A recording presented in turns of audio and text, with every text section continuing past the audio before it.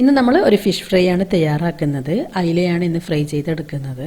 ഈ ഒരു രീതിയിൽ മസാല തയ്യാറാക്കിയിട്ട് നമ്മൾ ഫിഷ് ഫ്രൈ ചെയ്യുന്ന സമയത്ത് നമ്മുടെ ഫ്രൈക്ക് നല്ല ടേസ്റ്റാണ്. അപ്പോൾ നിങ്ങൾ ഇങ്ങനെ മസാല തയ്യാറാക്കിയിട്ട് ഫിഷ് ഒന്ന് ഫ്രൈ ചെയ്ത് നോക്കാം. നമുക്ക് ഏത് മീൻ വേണമെങ്കിലും ഈ ഒരു രീതിയിൽ ഫ്രൈ ചെയ്തെടുക്കാൻ പറ്റും. അധികം ആൾക്കാരും ചെയ്ത് നോക്കുന്ന മസാല തന്നെയായിരിക്കും ഇത്. എന്നാൽ ചെയ്ത് നോക്കാത്തവരുണ്ടെങ്കിൽ ഈ ഒരു രീതിയിൽ ചെയ്ത് നോക്കാം. അപ്പോൾ നമുക്ക് ഈ ഒരു ഫിഷ് ഫ്രൈ എങ്ങനെയാണ് തയ്യാറാക്കുന്നത് നോക്കാം. ഞാനിവിടെ 3 അയിലയാണ് ഫ്രൈ ചെയ്തെടുക്കുന്നത്. അയില മുറിച്ച് കഴുകി വൃത്തിയാക്കി ഇതുപോലെ വരഞ്ഞെടുത്തിട്ടുണ്ട്. ഇനി നമുക്ക് ഈ ഒരു ഫ്രൈക്ക് വേണ്ടിയിട്ടുള്ള മസാല തയ്യാറാക്കാം. 6 ചെറിയ ഉള്ളി എടുത്തിട്ടുണ്ട്. ഈ ഒരു ചെറിയ ഉള്ളി മിക്സിയുടെ ജാറിലേക്ക് ഇട്ട് കൊടുക്കാം. ഇനി ഇതിലേക്ക് ചേർക്കേണ്ടത് വറ്റൽ മുളകാണ്. ഞാനിവിടെ ഉണ്ട മുളകായതുകൊണ്ട് 6 മുളക് എടുത്തിട്ടുണ്ട്. നീളമുള്ള മുളകാണെന്നുണ്ടെങ്കിൽ ഒരു 2 or 3 മുളക് ചേർത്ത് കൊടുക്കുക. അത് നിങ്ങളുടെ എരിവിനനുസരിച്ചിട്ട് ചേർക്കാം. ഈ ഒരു മുളക് കൂടി നമുക്ക് ഈ ഒരു ജാറിലേക്ക് ഇട്ട് കൊടുക്കാം.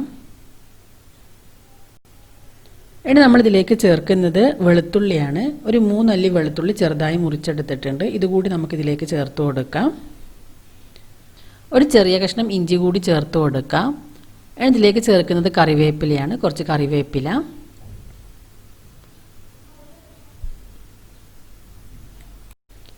ഇനി നമുക്കിതിലേക്ക് മുളക് പൊടി ചേർത്ത് കൊടുക്കാം. ഞാനിവിടെ 1/4 ടീസ്പൂൺ മുളക് പൊടി മാത്രമേ ചേർക്കുന്നുള്ളൂ. നിങ്ങൾക്ക് നല്ല എരിവ് വേണമെന്നുണ്ടെങ്കിൽ കുറച്ചധികം തന്നെ മുളക് പൊടി ചേർത്ത് കൊടുക്കാം.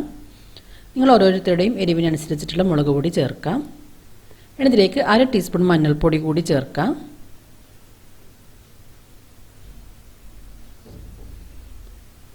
ഇനി നമ്മൾ ഈ ഒരു മസാലയിലേക്ക് ചേർക്കുന്ന ഒരു മെയിൻ ഇൻഗ്രീഡിയൻ്റ് എന്ന് പറയുന്നത് പുളിവെള്ളമാണ്.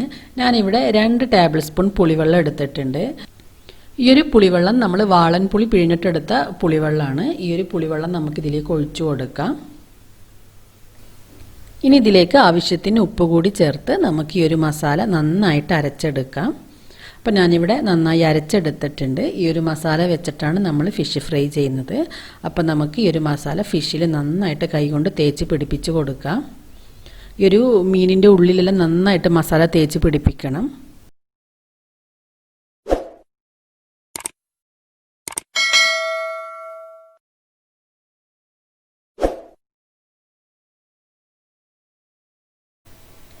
അപ്പോൾ ഞാനിവിടെ 3 അയിലയും ഇതുപോലെ മസാല തേച്ച് പിടിപ്പിച്ചിട്ടുണ്ട്. നമ്മളിങ്ങനെ ഈ ഒരു ഫിഷ് മാരിനേറ്റ് ചെയ്തിട്ട് അരമണിക്കൂറെങ്കിലും മിനിമം വെക്കുക. കൂടുതൽ സമയം വെക്കാൻ പറ്റുമെങ്കിൽ കൂടുതൽ സമയം തന്നെ വെക്കുക. കാരണം ഈ ഒരു മസാല നമ്മുടെ ഈ ഒരു മീനിലേക്ക് നന്നായിട്ട് പിടിക്കണം. എങ്കിൽ മാത്രമേ നമ്മുടെ ഫ്രൈക്ക് നല്ലൊരു ടേസ്റ്റ് ഉണ്ടാവുകയുള്ളൂ.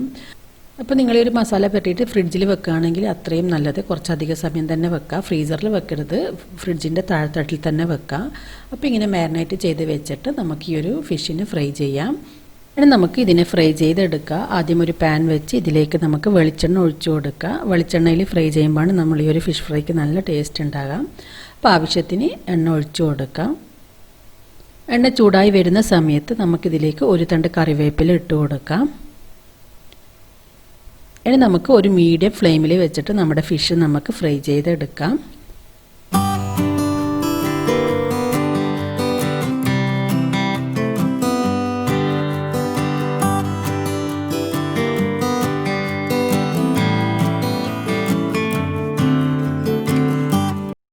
ഇപ്പം നമ്മുടെ മീനിൻ്റെ അടിഭാഗം നന്നായിട്ട് ഫ്രൈ ആയി വന്നിട്ടുണ്ട്. ഇനി നമുക്കിതിനെ തിരിച്ചിടാം.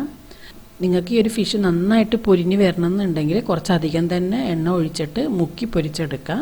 പക്ഷെ ഞാനിവിടെ അത്ര ഒരുപാട് എണ്ണയിൽ ഫ്രൈ ചെയ്തെടുക്കുന്നില്ല. കുറച്ച് ഓയിൽ ഒഴിച്ചിട്ടാണ് ഞാനിത് ഫ്രൈ ചെയ്തെടുക്കുന്നത്.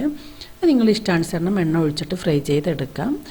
അപ്പോൾ ഞാനിവിടെ 3 അയിലയും നന്നായിട്ട് ഫ്രൈ ചെയ്തെടുത്തിട്ടുണ്ട്. അപ്പോൾ നിങ്ങൾ തീർച്ചയായും ഈ രീതിയിൽ മസാല തയ്യാറാക്കിയിട്ട് ഫിഷ് ഫ്രൈ ചെയ്ത് നോക്കുക. ഫ്രൈ ചെയ്ത് നോക്കിയിട്ട് അതിൻ്റെ ഫീഡ്ബാക്ക് അറിയിക്കുക. ഈ ഒരു വീഡിയോ ഇഷ്ടമായെങ്കിൽ ലൈക്ക് ചെയ്യാനും ഷെയർ ചെയ്യാനൊന്നും മറക്കരുത്. ചാനൽ സബ്സ്ക്രൈബ് ചെയ്തിട്ടില്ലെങ്കിൽ സബ്സ്ക്രൈബ് ചെയ്യാനും മറക്കരുത്.